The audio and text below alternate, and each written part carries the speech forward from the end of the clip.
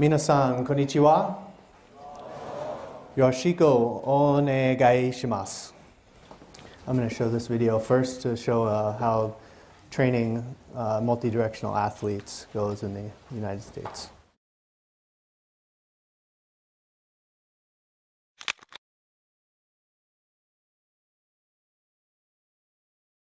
Great, so we're talking about training multi-directional athletes today.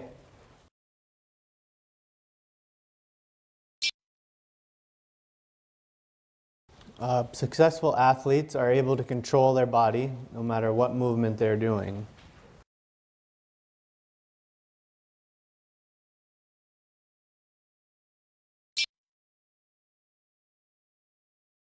They can create maximum velocity in a short period of time. They're able to produce force efficiently and quickly.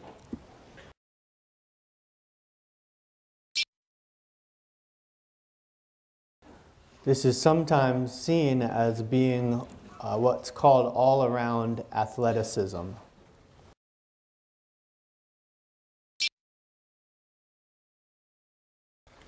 And we can develop strength through a number of different adaptations. We're going to talk about a number of ways today that that's developed.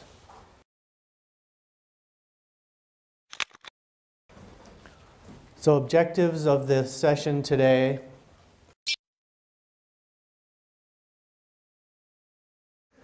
We're going to identify common movements to a lot of different sports, whether it's implement sports or multi-directional sports.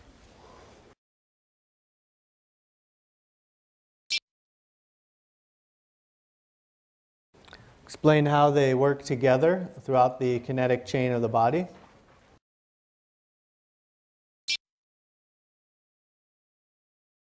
We're going to learn some key movements that help improve movement enhancement, or the ability to move better.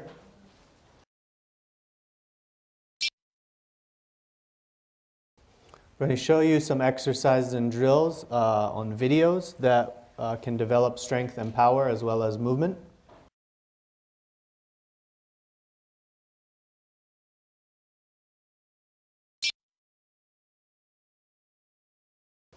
And we're going to stress the importance of an annual plan or periodized program.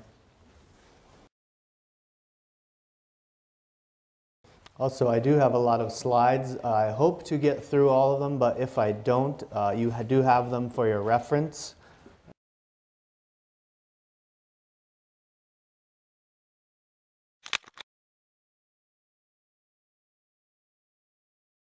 So as our overview, we're going to look at needs analysis, being specific to each sport that you train, metabolic needs, energy systems, musculoskeletal, what movements are necessary to be successful at this sport, as well as injury sites, what are common or frequent injuries within a different sport.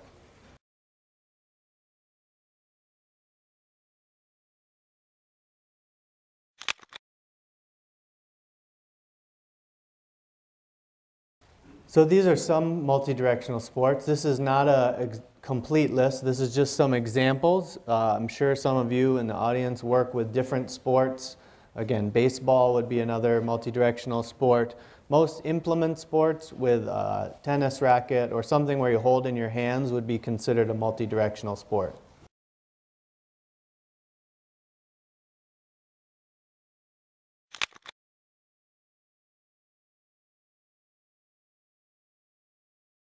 So when we talk about the multi-directional athlete, you're going to see a lot of common elements. This athletic position tends to be started with your knees flexed in a quarter squat position with your weight on the balls of your feet.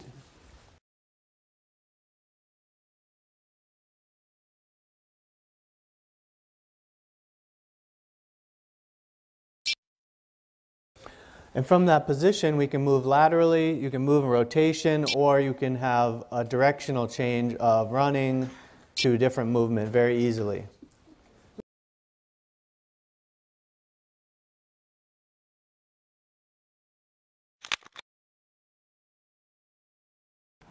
So again, look at some examples. This common athletic position that we see. Doesn't matter what sport it's in. very similar, whether they're playing defense here or he's holding a stick, very similar. That quarter squat position, distributed weight, very similar no matter what sport. So we need to be able to make the body resilient to the demands of the sport. We're going to talk about how we do that.